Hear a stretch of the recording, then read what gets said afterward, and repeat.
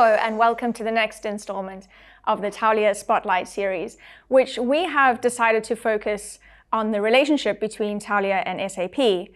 So SAP, as we reported in GTR, acquired a majority stake in Taulia in March 2022. It's been a tumultuous 18 months in many ways since then. But how have the macroeconomic and political challenges affected the relationship between the two companies?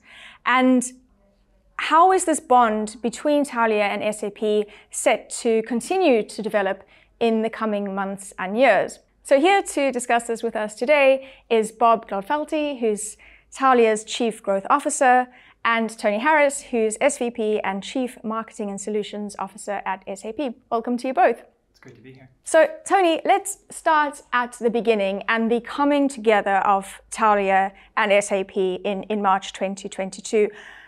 What did SAP see in the market, in the wider market at that time, that drove them to Taulia? I guess the question is why Taulia? Yeah, well, I mean, it all started with the pandemic, quite frankly, right? So obviously the pandemic turned the world on its head.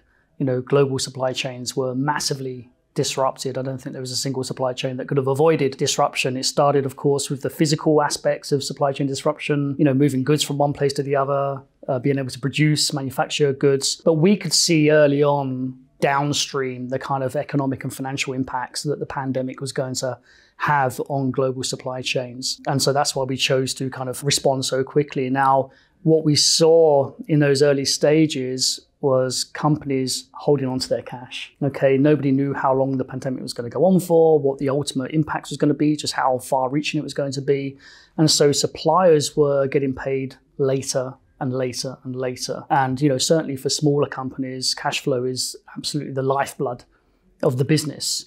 And, you know, unfortunately during the pandemic, of course, where suppliers were being paid so late, some of those smaller companies we saw go out of business. Now, as we began to get over the pandemic and there was a glimmer of light, a glimmer of hope that would return to some kind of normality, of course, inflation started to peak. That meant interest rates were rising. And really for the first time in a generation, we've seen interest rates hitting 5, 6, 7% and even higher. And so when you think about these companies that were already challenged in accessing finance, you know, this has just further compounded the challenges that they're facing. And so, you know, with Taulia, we saw a company that appeared to have and does have the right solutions to help address some of these challenges that we're seeing in the marketplace. So that's really why Taulia. Bob, coming to you. So SAP is also, you know, a customer of Taulia. So talk us through how SAP is making use of Taulia and how it benefits from this relationship.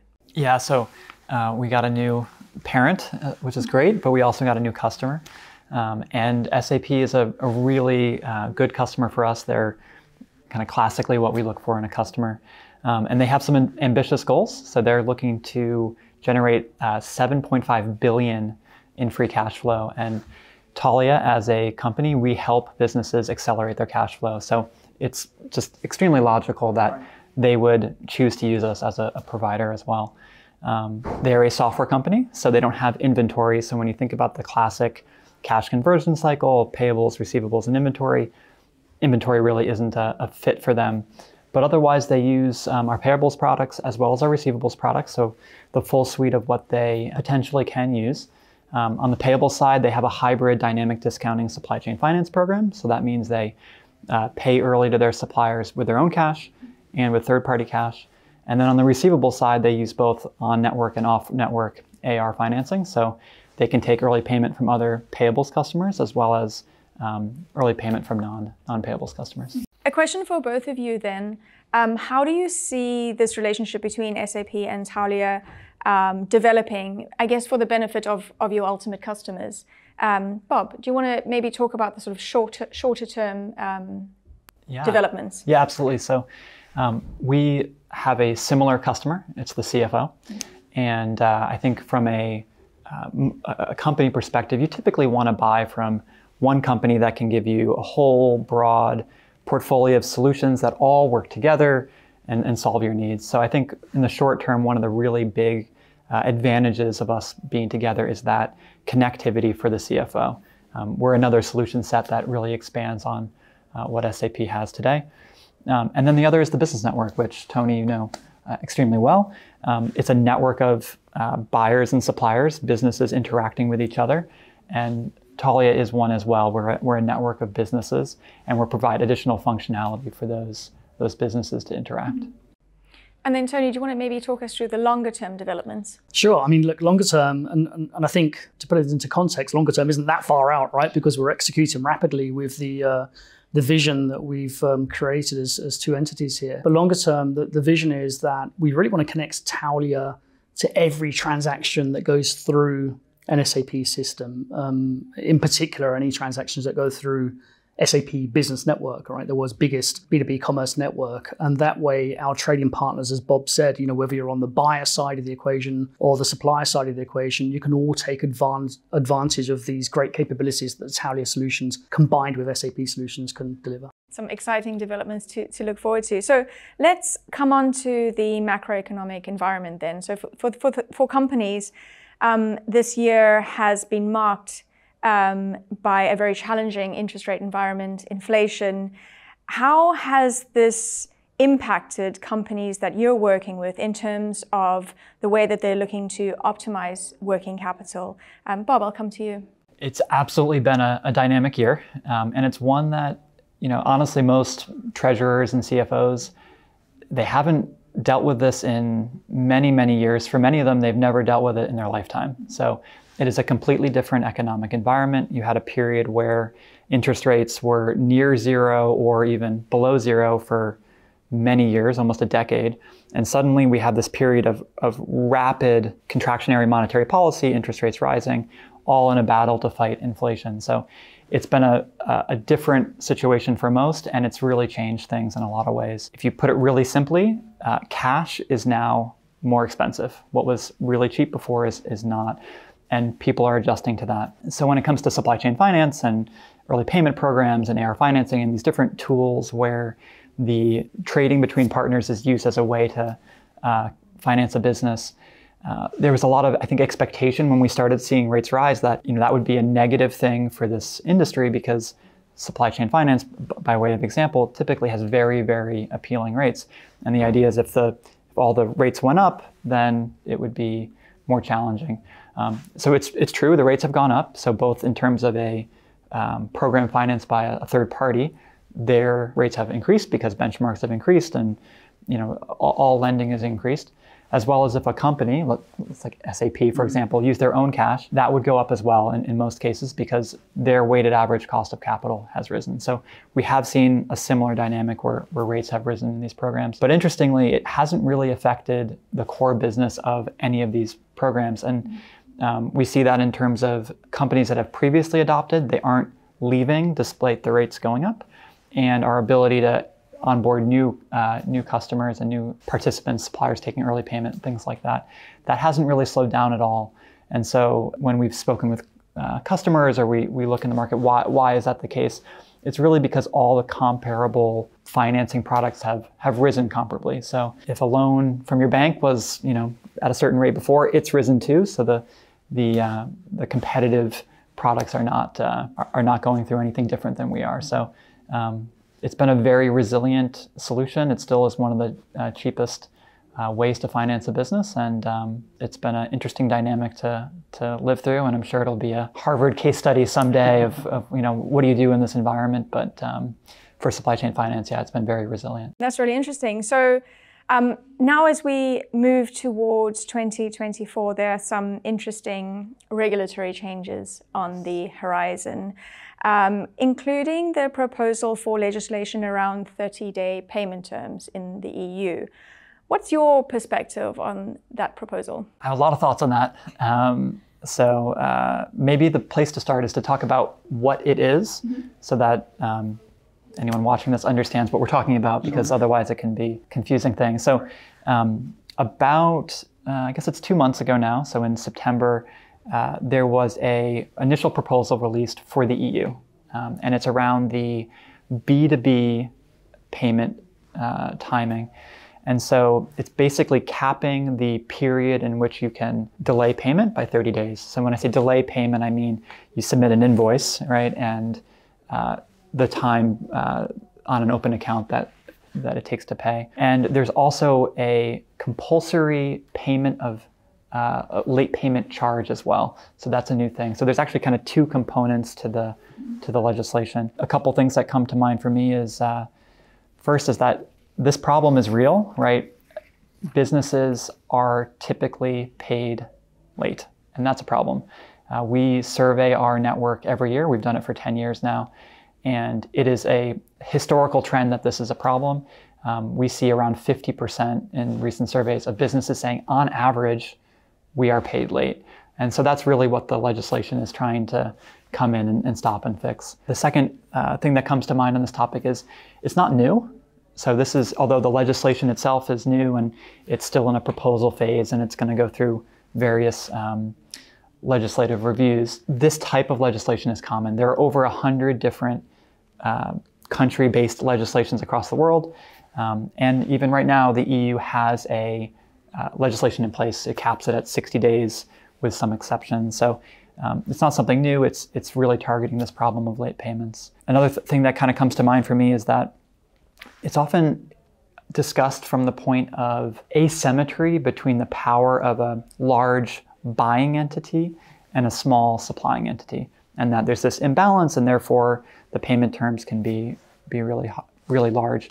I think that's true to some extent, but at the end of the day, when you're negotiating a contract or you're working with a business, there are so many different factors involved, and so if these constraints happen from a regulatory perspective, it really is changing that dynamic, but it doesn't change the power difference. So what I expect to happen is that, yes, the terms will come in line, which is desirable, but ultimately other things will be part of the negotiation and be pushed harder. So maybe it's cost, maybe it's how it's delivered, different things will be pressured. So the asymmetry doesn't really change. But for me, the thing that people I think miss is there is a education asymmetry as well. A small business that's focused on, producing glasses and selling them to restaurants, they're not thinking about how long I'm going to get paid and what my cash flow is. They're thinking about their business. They're just trying to make a profit and employ people and create amazing products.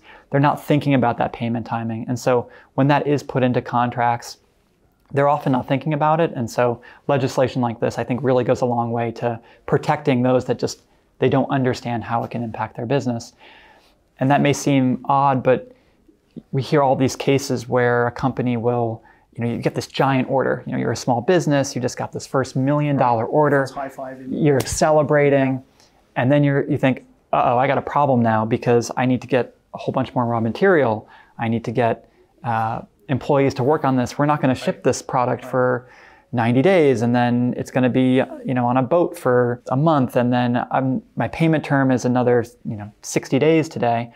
The time it takes from getting that order to getting the cash in can be so long that businesses will actually go out of business from that giant order. So this kind of celebration moment can be premature. Yeah, exactly. And so I think legislation like this is really for helping those types of situations where by capping it at 30 days, you don't end up having these types of problems. So I think that's really good. And then the final thought I have is that everybody's focused on the 30 days. Mm-hmm. Everybody's talking about, okay, there's a 30-day maximum. What does that mean? How does that impact businesses? My business is different than their business and that kind of thing. What I think has really been missing in the conversation is the part around the compulsory payment of the late payment fee. So it's complicated. There's a fixed fee of 50 euros. There's an 8% interest rate involved, and there's a tie to a benchmark. It's a mouthful for me, for even just me to say that. And I think academically, it makes a ton of sense. You have a minimum fee by a flat rate. You have a way to capture big invoices with an interest rate. As interest rates continue to rise, you have this dynamic where there's a benchmark. And so you have all these things academically that make a perfect solution to have an appropriate late payment penalty at any time. I just think it's going to be really challenging for businesses, both paying and receiving, to figure out what that means. So what benchmark are you using? Benchmarks vary by currency, they vary by day. So what day of the week did you pull the benchmark? Right. And that's all going to come in a payment where you don't necessarily have the information on what the payment is. So if you had a $100 product you sold and you just got paid $101.31. Why? Is that the right payment? How do I reconcile that? Of course, Taulia and SAP provide solutions to help with this, so we know firsthand how hard these things can be, but I think that's kind of a missed piece, and I hope that as they review the legislation, they try to find ways to simplify that, because I think it'll help small business. I mean, that's where obviously SAP can simplify what is otherwise a very complex scenario, right? Make it easier for companies to understand how to manage this topic. Absolutely. Well, thanks for breaking that down for us, Bob. Very, very insightful. So let's look ahead and let's talk about supply chain finance in terms of major key themes and trends that you think we're going to see over the course of the next year or so that's going to impact on this space. And maybe, Tony, I'll begin with you. What are your big themes and key trends for supply chain finance? I guess two things that are top of mind for me in relation to this topic are accessibility, number one, and transparency, number two. So let me kind of unpack those a little bit. From an accessibility perspective, Taulia is a platform. SAP Business Network is also a platform. And so by bringing these two platforms together with the continued digital transformation that we're seeing happening in businesses today, and again, that's how SAP are helping to support these companies by helping them to digitize business transactions. I think it just makes the whole process of accessing finance through these solutions far easier, far more efficient. That's from the perspective of trading partners, whether on the buy side or the supply side, accessing the finance. But there's also another dimension of accessibility, and that is, what about the finances? So taking this kind of platform approach, you've got your traditional finances of banks, but I think it also opens up the possibility to have non-bank entities, a far more diverse set of organizations, and who knows, maybe even individuals, joining the platform in order to provide that finance. So that's certainly something I think about personally as to how we could see evolution in this space occurring. The second aspect, transparency, on the business network, are all about transparency. And through the capabilities we've delivered over the last 3-4 years now, certainly during and post-pandemic, we've enabled all of our companies out there using our solutions to make their supply chains more transparent, more resilient. And in fact, this was, during a conversation with my 17-year-old son who's studying business management whilst on holiday just recently. And he was saying, we're so obsessed now, for the right reasons, about understanding what's in the supply chain. What are the constituent ingredients that go into a food product? So what are the components that go into my finished product, my latest tech gadget? Because consumers want to understand, are all those companies in that supply chain kind of companies I trust and companies that I can associate with in terms of their ethics? And he said to me, why shouldn't that be the case for the financing side of business, right? Why shouldn't consumers be able to understand who are the finances of a company, who are bankrolling a company? And so I love the concept there, because this is different consumer thinking from the younger generation, all right? And for all the right reasons, again. So I love that thinking, and I believe our platform, and of course this is all going to be wrapped, there's going to be regulation wraps around this, but our platform will provide the ability to give that level of transparency into the process. So they're certainly two topics that are front of mind for me. Bob, what are your key themes and trends for supply chain finance? I think it's disruption, or maybe resilience, two sides of the same coin.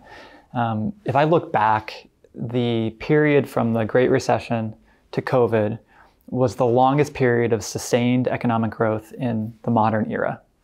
And it was really consistent. And businesses acted accordingly. And then you have COVID hit, and that is just the first of many, many things that have happened, right? There's COVID, then we had port shutdowns, then we had the ship that blocked the Suez Canal, we've got trade wars, we've got actual wars. There have been all of these things happening, and it's been extremely disruptive. So prior to these events, we had businesses that were really focused on optimization. How do you drive the best, the most profitability from your operations and your products? Things like just-in-time inventory, all these different things that are in that environment of consistency, absolutely the best things.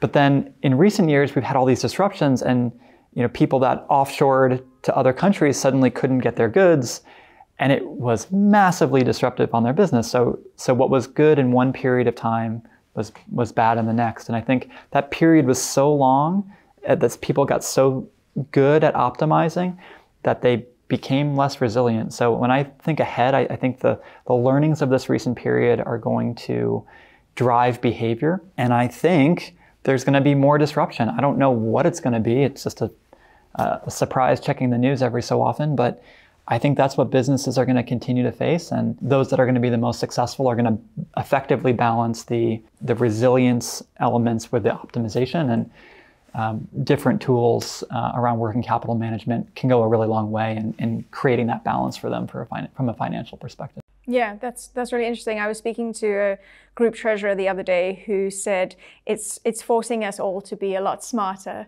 than we used to be, which I think, will certainly have interesting outcomes. So just to wrap up, Tony, so Taulia is part of the SAP Business Network. Tell us a little bit about the Business Network. I understand it's the largest global B2B network, and one of the things it works towards is creating effective and efficient supply chains. But how is it supporting customers? You're right. We are the world's largest business-to-business commerce network, facilitating almost $5 trillion of spend on an annual basis. So one statistic I like to put out there, if you compare that to GDP, would actually be the third largest country in the world when you consider what we're managing on an annualized basis. What the network does is basically facilitate the electronic collaboration of business documents between trading partners. Okay, so a buyer sending a purchase order to a supplier, or sending a demand forecast to a supplier, or perhaps a transportation order, or a payment instruction. Okay, so there are many different types of business documents. And by digitizing these, turning them into electronic records, it's far easier to manage that collaboration between these organizations. And we've got millions of companies on the business network today doing just that. Now, in addition to that kind of B2B document collaboration, we are also this marketplace of these millions of companies. So any business can come to the business network and they can search and discover and connect and transact ultimately with any of these companies. And so what we found, and Bob, you just touched upon one of the points there in terms of resiliency. For the last 20 years, it was all about supply-based consolidation. I want to move from having 4 suppliers for this particular category of goods or service down to 1 so I can negotiate the best possible price. The pandemic turned that on its head again, and suddenly businesses couldn't supply. And so what we found now is all of that work that companies have spent the last 20 years doing, offshoring, has been reversed. And so now we're seeing companies put in place strategies where they want 2 or 3 or 4 suppliers for the same category of good. They want some of those suppliers to be onshore or nearshore so they can alleviate potential transportation challenges, sending something 6,000 miles on the back of an ocean liner. And so again, the network facilitates all of this. So we really do remove the friction from doing business globally. And in the process of doing that, we're helping organizations become more resilient, more transparent, and we're also helping them to achieve their sustainability goals. On a personal note, I hadn't quite appreciated the prowess of SAP and Taulia was invited to the SAP Sapphire event in Florida this year, which was massively eye-opening in terms of what it can do as a business. So that was, really fantastic. But Bob, Tony, this has been a really interesting discussion, learning about the relationship between the two companies, learning about what you're planning to do together, learning about the environments in which you operate, and GTR and the GTR community looks forward to monitoring your progress going forward. Thank you very much. Thanks, Sharon. Thanks for having us.